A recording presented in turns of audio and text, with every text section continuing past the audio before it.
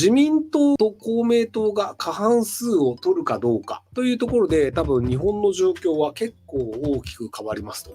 大方の予想は多分自民党と公明党で過半数を割るのではないかというふうに言われてるんですよ。裏金議員の人たちを落とそうというのを故意に自民党、石破首相、石破総裁をやってるので、そうすると割とその自民党が減るよねというふうなのは想像がつくんですけど、ただじゃあ自民党が減った票がどこに行くと思われます？自民党はなんとなく良くないよねというのは世間的になんとなくわかるんですよ。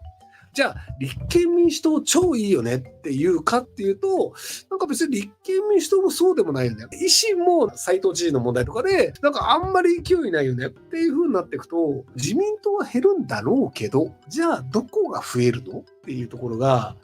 実はね、答えが結構ね、人それぞれなんですよ。日本民主党とか、国民民主党とか、日本民主党とか、共産党とか、投票行かないとか。投票行かないは意味ないんですよ。どっかの人が誰かは受かるので。票数が少なかったら少ないなりに誰かが当選するので、誰かは受かるんですよ。ただね、どこが増えるのかっていうのがね、ちょっと読めないんですよね。国民民主党は相変わらず偏差値の高い人しか見てないから。令和とか共産党とかが、実は結構伸びるんじゃないかなっていうのが僕の予想です。はい。立憲、自民党、どっちもなんかよくわかんないから、もう全然今までと違う考え方をするところにいた方がいいよねっていうので、共産だったり令和みたいな、政権とは関与しなそうなところに入れるっていうところが割と増えるんじゃねえかなっていう。社民党はね、ちょっとね、存在感が薄いので厳しいんじゃないかなと思うんですけどね。あと、均等に近い感じで分配。いや、結構ね、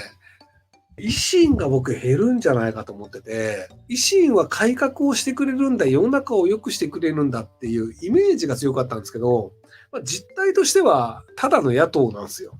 で、どちらかというと自民党におもねる野党ってことになってしまってるので、自民党と同じように下がるんじゃないかなと思うんですけど、ただじゃあ自民党と公明党が過半数を割ったときに、自民党と公明党と維新で連立政権という形で維新が与党になるっていう、そういうパターンはあるかなみたいな可能性ありますよね。大阪万博がね、結構足引っ張ってる気がするんですよね。僕の主観ですけど。大阪万博どうなんっていうのが、大阪の人以外結構微妙なんですよ。大阪の人たちはやれやれやれって言ってますけど、なんかどうせまた金損するんでしょ？オリンピック3兆円損したじゃんみたいな。っていうのがあったりするんで、なんか結構ね、維新はね、全国で考えると厳しいんじゃないかな。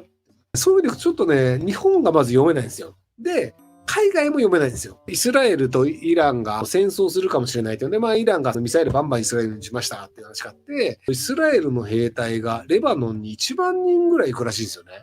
1万人っていう数字がどれくらいかっていうと、イスラエルって人口が1000万人ぐらいなんで、日本の10分の1なんですよ。なので、日本で言うと、日本の自衛隊が10万人レバノンに攻め込んだっていうぐらいだと思ってください。っていうぐらい人口比率で言ったら、結構な割合の兵隊がレバノンに侵攻してるんですよ。国としては結構ガチなんですよね。でただ、レバノンに侵略していって、もちろんガザ地区はどんどん弱くなっていて、ガザの人はいなくなりました。人はどんどん減ってますと。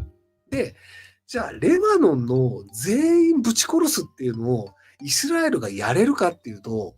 それは国際政治もさすがに文句言うと思うんですよ。ガザの時点でパレスチナの人たちをどんどん殺してるのはいかがなものかと言われてるんですけど、そうは言ってもイスラエルの中で起きてる出来事だよね、パレスチナみたいな見方があるので、あれは内戦問題であるという形で国連は触れないという選択が一応可能だったんですけど、レバノンはさすがに別の国だから、イスラエルがガンガン入ってって、で、ヒズボラでもない人をボンボン殺してたら、それはさすがにアメリカも支持しづらいよねとなると、多分、ハリスさん負けるんですよ。ハリスさんだったり、バイデン大統領というのは、今のイスラエルのやりたい放題というのを止めることができませんでした。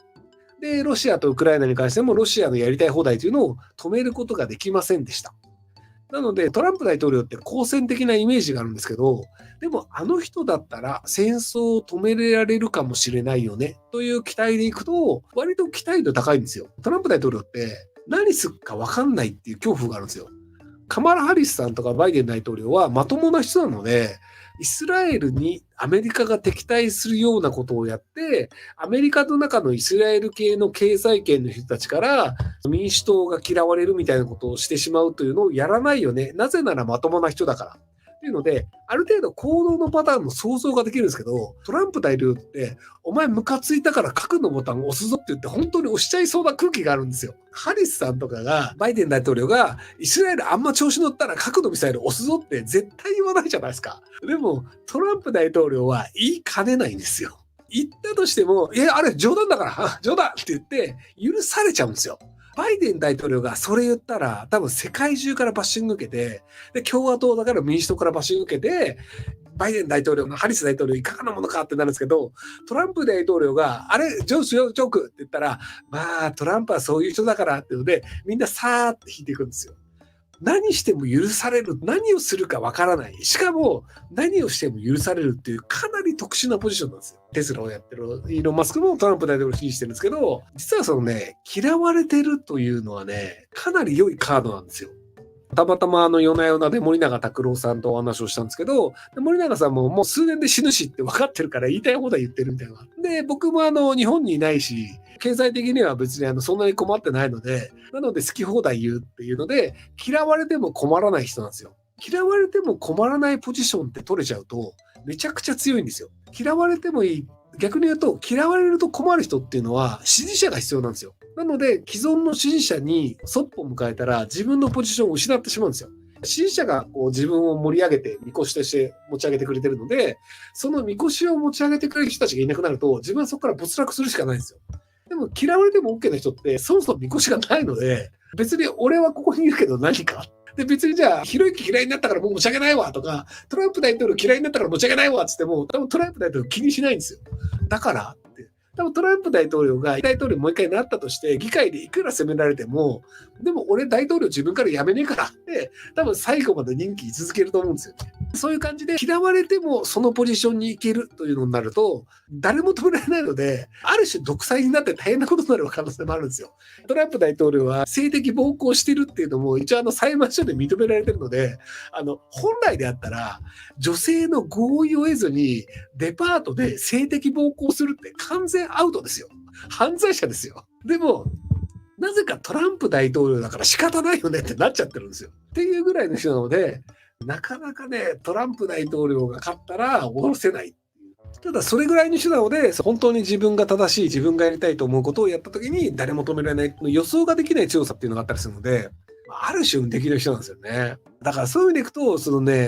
こ2ヶ月、今月に日本は衆議院選があって、で、来月アメリカの大統領選挙があるんですけど、そういう意味でいくとね、ちょっとどうなるのかなっていう気はするんですよね。なので、ロシア・ウクライナ戦争がどうなるのかも多分アメリカの大統領選の結果で決まるんですよ。トランプ大統領が勝ったら、アメリカはもうウクライナに対して支援しませんっていうので、ウクライナが自利品で負けるっていう可能性があって、